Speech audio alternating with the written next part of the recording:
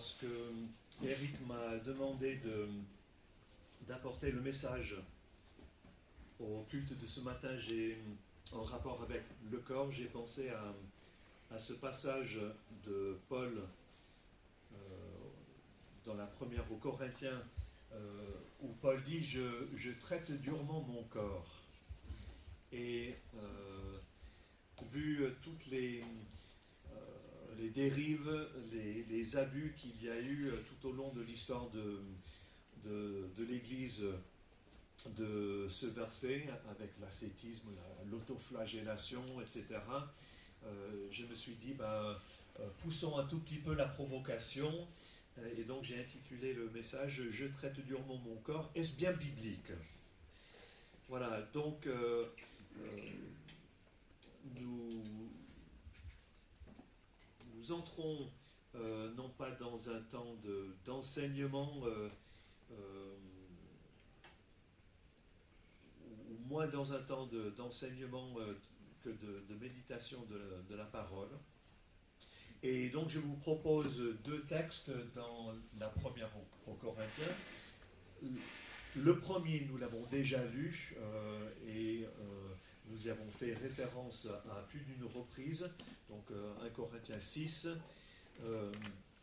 les versets 19 et 20 qui ont donné le titre à notre week-end.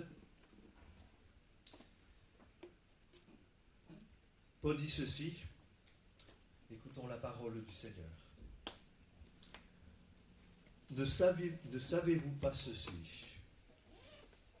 Votre corps est le temple du Saint-Esprit qui est en vous et que vous avez reçu de Dieu. Et vous n'êtes pas à vous-même, car vous avez été rachetés à grand prix. Glorifiez donc Dieu dans votre corps. Puis un peu plus loin au chapitre 9, les versets 24 à 27. Ne savez-vous pas que ceux qui courent dans le stade courent tous, mais qu'un seul reçoit le prix? Courez de manière à l'obtenir.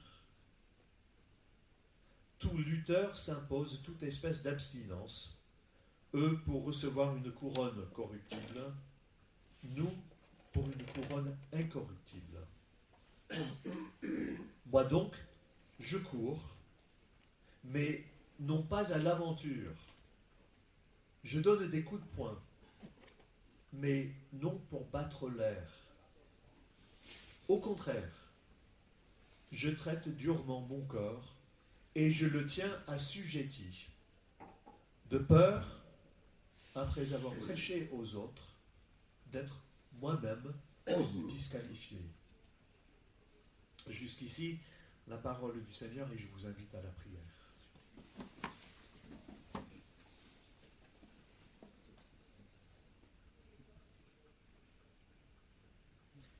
C'est avec reconnaissance, Seigneur, que nous nous retrouvons une fois de plus pour une dernière journée de réflexion, d'échange, d'encouragement. Et ce matin en particulier autour de ta parole, nous avons parlé hier soir du culte que nous voulons te rendre, et nous te prions pour que, en ces instants, nos pensées, nos attitudes puissent être dirigées vers toi, vers ta parole. Nous voulons aussi être instruits, encouragés, peut-être interpellés. Et nous te prions pour que ta parole, qui est une épée à double tranchante, puisse pénétrer dans nos intelligences, dans nos cœurs, et que, porté par ton esprit, et puisse opérer dans nos vies une transformation pour ta gloire. C'est au nom de ton Fils Jésus-Christ que nous te le demandons. Amen.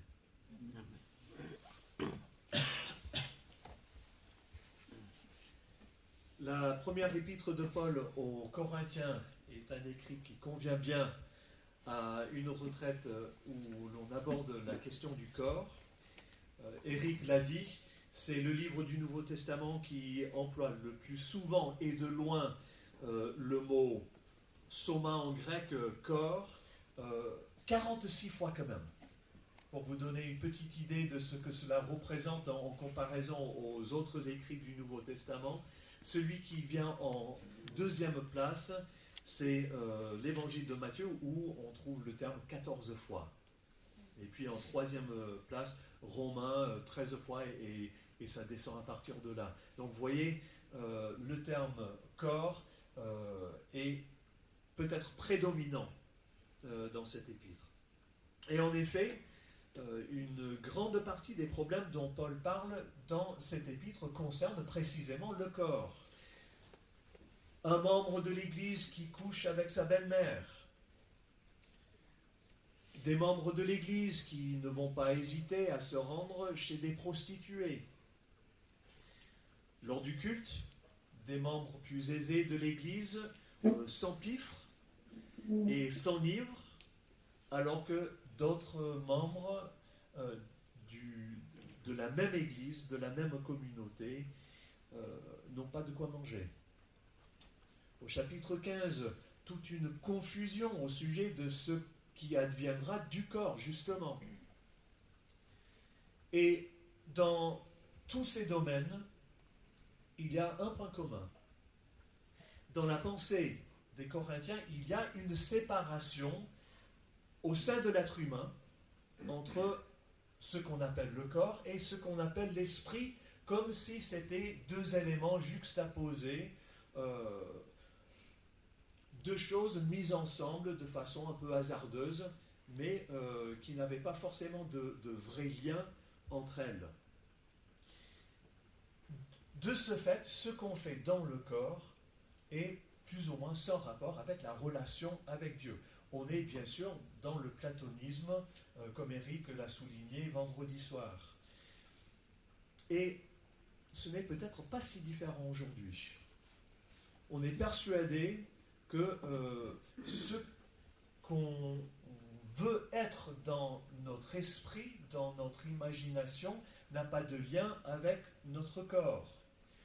Pensons à tout ce qui touche au transgenre. Ce qui est essentiel, c'est ce que je veux être moi dans ma tête. Le corps est dissocié de cela. On est dans une forme moderne du même problème qui poursuivait les Corinthiens au 1er siècle. Les versets que nous venons de lire, 1 Corinthiens 9, 24 à 27, sont difficiles.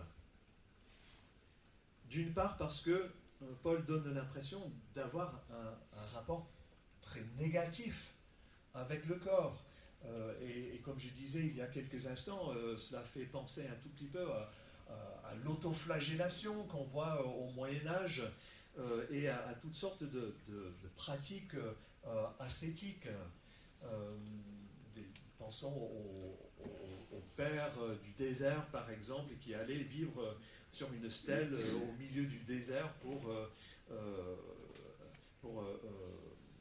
faire violence à leur corps.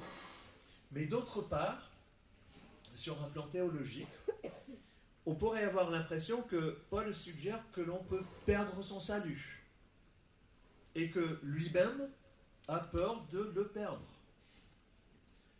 D'ailleurs, dans tout ce chapitre, Paul parle presque uniquement de lui-même. Du début du chapitre jusqu'à la fin, il est surtout question de Paul lui-même. Et ce chapitre qui se termine justement avec ces paroles, je traite durement mon corps et je le tiens assujetti de peur, après avoir prêché aux autres, d'être moi-même disqualifié. En fait, tous ces différents éléments, le rapport apparemment négatif avec le corps, l'idée qu'on pourrait interpréter comme une éventuelle perte du salut, le fait que Paul parle lui-même, tous ces points sont liés entre eux. Pour aller un peu plus loin, passons quelques minutes à réfléchir au contexte. Au chapitre 6, Paul a déjà mis les Corinthiens en garde au sujet de la pureté sexuelle. Encore une fois, l'importance impérieuse de ne pas s'unir à des prostituées. Il revient sur le sujet du corps au chapitre 9, mais en rapport avec un autre problème, à savoir la tentation, et il faudrait lire l'ensemble des chapitres 8 jusqu'au début du chapitre 11, la tentation de participer à des fêtes païennes célébrées dans les temples qui se trouvaient tout autour de la ville de Corinthe. Il faut savoir que, petit détail historique, les fêtes dans les temples faisaient partie intégrante de la société au 1er siècle. On trouve des documents où on envoie une invitation à un anniversaire de son enfant, par exemple, où on dit rendez-vous au temple de Zeus le 3 avril pour fêter cela ensemble. Un peu comme enfin, je ne sais pas s'il faut le dire comme ça, mais le McDo du 21e siècle. Hein. Ouais, non, mais je n'y vais pas non plus. Et les guildes, les groupes, les associations de métiers étaient souvent placées sous le patronage d'un dieu. Et donc, quand il y avait des rendez-vous d'associations, de guildes, eh bien, cela se passait dans le temple du dieu patron. Et il faut savoir que ces rencontres dégénéraient souvent en beuverie et avec à l'appui des activités sexuelles. Les Corinthiens de l'Église y allaient, ou certains d'entre eux en tout cas, en se croyant protégés. Et on voit bien au chapitre 10, si on lit un peu entre les lignes, que ces chrétiens-là disaient « Pas de problème, je suis protégé par mon baptême, je suis protégé par ma participation à la Sainte Seine, je peux y aller sans problème. Le corps, après tout, ce que j'en fais n'a pas d'importance. » Et évidemment, cela représentait une certaine facilité. Il était plus facile de participer à ces rencontres plutôt que de dire ma foi en Jésus le Messie ne me le permet pas. Ça donne cette idée qu'on peut vivre comme les autres et quand même être chrétien. En réalité, dit Paul, en y allant, en participant à ces fêtes, on se met soi-même en danger et le comportement de ces Corinthiens risque d'être une pierre d'achoppement pour les autres. Et donc, dans ces versets, Paul va comparer la vie chrétienne au jeu sportif qui était bien connu dans la ville de Corinthe. Il y a, dit Paul, une discipline chrétienne semblable à celle qu'un sportif doit s'imposer pour remporter le prix. Non pas nécessairement une discipline physique, n'en déplaise à Enzo, mais c'est bon pour d'autres raisons, mais sur le plan spirituel. Paul dit cela, et puis il met en évidence sa propre conduite pour faire comprendre à ses lecteurs que lui-même se donne en fait comme modèle aux autres, pour que, pas simplement pour que les Corinthiens disent « Ah ben tiens, ça c'est Paul, c'est intéressant », mais pour qu'ils comprennent que tel Paul, tel aussi doivent être ses lecteurs. On l'a déjà dit, Paul n'est pas contre le corps, Il soulignera au chapitre 15 l'importance de la résurrection du corps, mais il dit que ce que nous faisons de nos corps doit être soumis à une finalité plus grande. Ce que nous faisons de notre corps doit être soumis à une finalité plus grande, à savoir notre marche avec Dieu et notre marche avec le Christ et l'Évangile. Qu'en est-il du salut ? Je vais très rapidement là-dessus et je soulève un point énorme qui prendrait au moins 1 heure si on voulait aller au fond dans les choses. Je soulève le point, je lance le pavé dans la mare et puis on peut en discuter pendant le repas. À mon sens, Paul ne parle pas d'une perte du salut, mais il souligne l'importance de persévérer jusqu'à la fin dans l'alliance que Dieu a établie en Christ. On dit souvent j'ai accepté Jésus-Christ comme sauveur le 5 août 2002 et je suis sauvé. Et on parle beaucoup du fait que nous avons été sauvés. Je ne suis pas sûr que ce soit le meilleur vocabulaire à utiliser pour notre relation avec Dieu aujourd'hui. Alors, certes, nous sommes rattachés à celui qui est le salut. C'est important de le souligner. Mais rappelons-nous ce que dit Jésus lui-même dans les évangiles. Celui qui persévérera jusqu'à la fin sera sauvé. Paul est plutôt dans cette perspective. Autrement dit, sur une question aussi importante que celle du salut, Paul veut faire comprendre qu'on ne peut rien présumer, on ne peut présumer de rien en nous-mêmes. Ce n'est pas parce qu'on a pris une décision un jour qu'on est nécessairement sauvé. Notre confiance ne réside pas en une décision, en notre baptême, en la participation à l'Église ou à la Sainte Seine. Notre confiance réside en Jésus-Christ, que nous avons saisi par la foi. Et sitôt que nous détournons nos yeux de Jésus-Christ, en disant « ça y est, j'ai ma carte d'assurance vie éternelle, je peux faire ce que je veux », notre confiance s'évapore. Le danger n'est pas de perdre son salut, mais de passer à côté de ce qui a été promis. Autrement dit, nous ne pouvons pas flirter avec le monde et présumer qu'on sera protégé. Et aujourd'hui, ce danger-là est tout aussi réel. D'autant plus que nous vivons dans une situation qui n'est pas identique à celle du 1er siècle, mais où il y a un certain nombre de comportements qui sont devenus, entre guillemets, anodins. Au niveau de la sexualité notamment, mais pas que.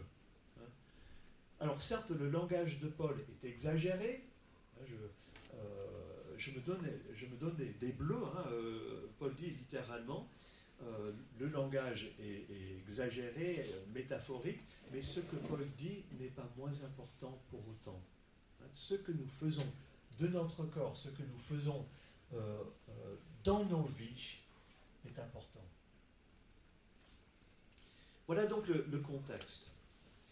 Mais regardons aussi pourquoi Paul dit cela. Pourquoi Paul traite-t-il durement son corps ? Eh bien, nous voyons une partie de la réponse dans les versets qui précèdent, au verset 22 et 23. Je me suis fait tout à tous, afin d'en sauver de toute manière quelques-uns. Je fais tout à cause de l'Évangile, afin d'y avoir part. Je fais tout à cause de l'Évangile. Pourquoi Paul dit-il cela ? Les chrétiens de Corinthe se mettent en danger et ils mettent les autres en danger. Le danger qu'ils créent pour eux pour eux-mêmes et pour les autres, c'est de retomber tout simplement dans le paganisme. Paul remet les pendules à l'heure en disant que sa propre vie, jusque dans ce qu'il fait de son corps, est au service de l'Évangile. Et donc, que leur vie doit l'être aussi. Alors bien sûr, cela ne veut pas dire que tout chrétien doit être un évangéliste au sens fort du terme. Nous avons des vocations différentes et Dieu nous fait des dons différents aux uns et aux autres. Mais cette volonté qui fait que tout dans nos vies est orienté vers les autres, pour l'évangile et en vue de l'évangile, cela reste une exigence pour chacune et chacun de nous, à notre niveau, là où Dieu nous a placés. Les Corinthiens faisaient une séparation entre leur vie de chrétiens et ce qu'ils faisaient de leur corps, autrement dit, entre leur foi et leur comportement. Encore une fois, le problème n'est pas limité à Corinthe et au 1er siècle. Dans notre société matérialiste, sécularisée, sursexuée, il y a aussi tendance à scinder le rapport entre notre foi et notre vie. Et il faut dire que dans la société où nous vivons, vivre pour soi, c'est la norme. Dans cette situation, il est facile, en tant que chrétien, de transposer simplement cela sur la vie chrétienne. Et même au niveau de la foi, on tombe facilement dans cette idée que ce qui est important, c'est que je suis sauvé. Et souvent, quand on présente l'évangile, on présente cela de façon très, très matérialiste et de façon très égoïste. Est-ce que tu veux être sauvé? Quelque part, on oublie que nous-mêmes, nous ne sommes pas le centre de l'univers et qu'au-dessus de nous, il y a un Dieu qui a un dessein qui est plus grand que nous, qui nous inclut certes, mais qui reste plus grand que nous. Dieu nous appelle à être ses témoins par un style de vie qui le glorifie, y compris dans notre corps, et par une vie au service de l'Évangile.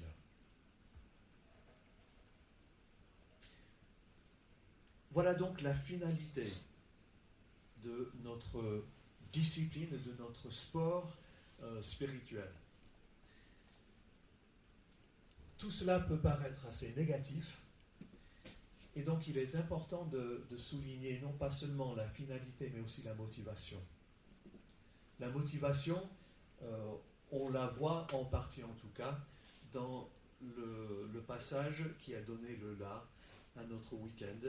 Et je reviens donc, peut-être une dernière fois, peut-être pas, au chapitre 6 et au verset 19 et 20. Ne savez-vous pas ceci? Votre corps est le temple du Saint-Esprit qui est en vous et que vous avez reçu de Dieu. Et vous n'êtes pas à vous-même, car vous avez été rachetés à grand prix. Glorifiez donc Dieu dans votre corps. Il y a dans ces deux versets toute une richesse. Je relève simplement l'idée ici du rachat. De quoi parle Paul? C'est un peu difficile pour nous qui vivons à une époque où l'esclavage n'existe plus, mais au 1er siècle, au marché des esclaves, il y avait un propriétaire qui voulait vendre son esclave, il le mettait aux enchères ou en vente, et il y avait quelqu'un d'autre qui cherchait un esclave et qui rachetait cet esclave, non pas pour le renvoyer libre, mais pour que cet esclave change de propriétaire et devienne le propriétaire, enfin, devienne littéralement la propriété de celui qui le rachetait. Le fait d'être racheté dans ce passage ne veut donc pas dire qu'on est libéré pour aller faire ce que l'on veut, mais qu'on change de maître. C'est bien pour cela que Paul dit vous n'êtes pas à vous-même. De quoi a-t-on été racheté? Eh bien, d'une vie sans but, vie d'addiction qui nous détruise, d'un égoïsme et d'un narcissisme qui nous détournent de ce pourquoi nous avons été créés. Autrement dit, Dieu lui-même nous a saisis et il nous a placés sur le chemin du salut. Et il a fait, non pas par un coup de baguette magique, mais en envoyant son Fils qui est allé jusqu'à la croix, qui a donné sa propre vie et qui est ressuscité. C'est le grand prix, évidemment, dont il est question ici. Et la conséquence, eh bien la conséquence, c'est que nous devenons le lieu où habite l'Esprit de Dieu, de cet Esprit qui nous transforme petit à petit en l'image du Christ. Et ça, c'est extraordinaire. Et je pense qu'il vaut la peine, lorsque nous sommes tentés par les addictions du monde, par le matérialisme, par la sécularisation, par cette société sursexuée, il vaut la peine de dire « j'ai été libéré de ces choses-là pour appartenir à celui qui vient faire sa demeure en moi, qui vient me transformer en l'image de ce pourquoi j'ai été créé. »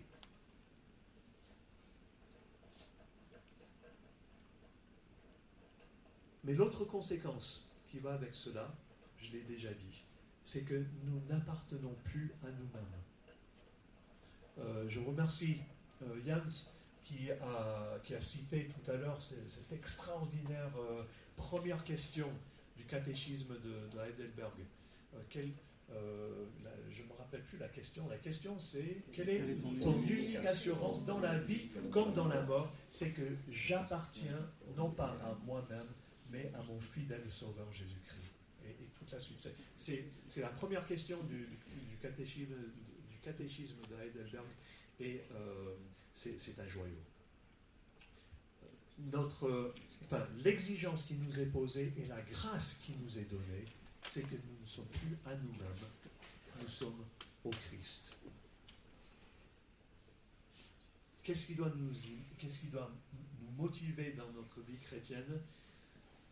C'est d'une part ce rachat qui fait que nous sommes attachés par l'alliance et par la foi à celui qui est le salut. Et d'autre part ce prix, le prix qui nous est promis, qui est promis à ceux qui persévèrent. Alors oui, disons avec l'apôtre Paul, je traite durement mon corps, je fais tout pour être certain d'avoir ce prix. Non pas pour le gagner, non pas pour le mériter, mais parce que ce prix est ce qui est au bout de ce chemin sur lequel Dieu lui-même nous a placés.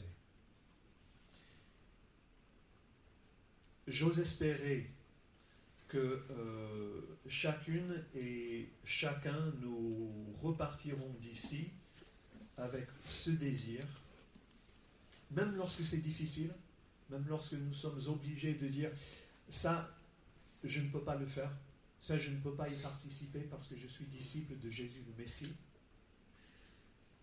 et que notre vie, notre service au Christ, notre service que nous donnons au Christ dans notre corps, puisse être un témoignage autour de nous, dans ce pays et dans ce monde qui en a tant besoin. Je vous invite à la prière.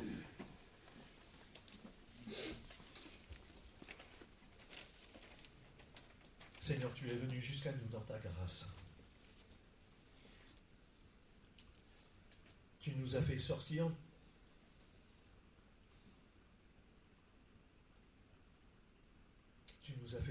du gouffre, de l'égoïsme, du narcissisme, d'une vie vécue pour nous-mêmes et donc vécue sans but réel. Tu nous as montré ce qu'est l'amour. Tu nous as montré ce qu'est la vie éternelle. Seigneur, nous te prions pour que ce que tu nous donnes ait suffisamment de valeur à nos yeux pour que nous mettions tout en œuvre pour y rester accrochés, à Jésus-Christ, pour aller jusqu'au bout, y compris et surtout dans les épreuves, dans les difficultés, dans l'indifférence que nous pouvons rencontrer autour de nous, dans les moqueries, dans les ricanements. Et Seigneur, nous te prions afin que tu nous fasses cette grâce, non seulement de persévérer jusqu'au bout, mais d'être témoin de ta grâce, témoin de ton amour, témoin de ta sainteté, témoin de ce dessein éternel de rédemption que tu as mis en œuvre dès le lendemain de la chute et que tu as scellé par le sang de ton Fils.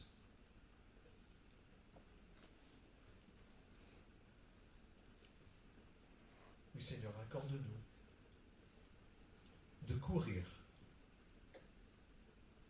de façon à y arriver par la force que toi-même tu nous donnes, par ton esprit. Nous te le demandons au nom de ton Fils, notre Maître, celui qui nous a rachetés, celui à qui nous appartenons. Amen. Amen.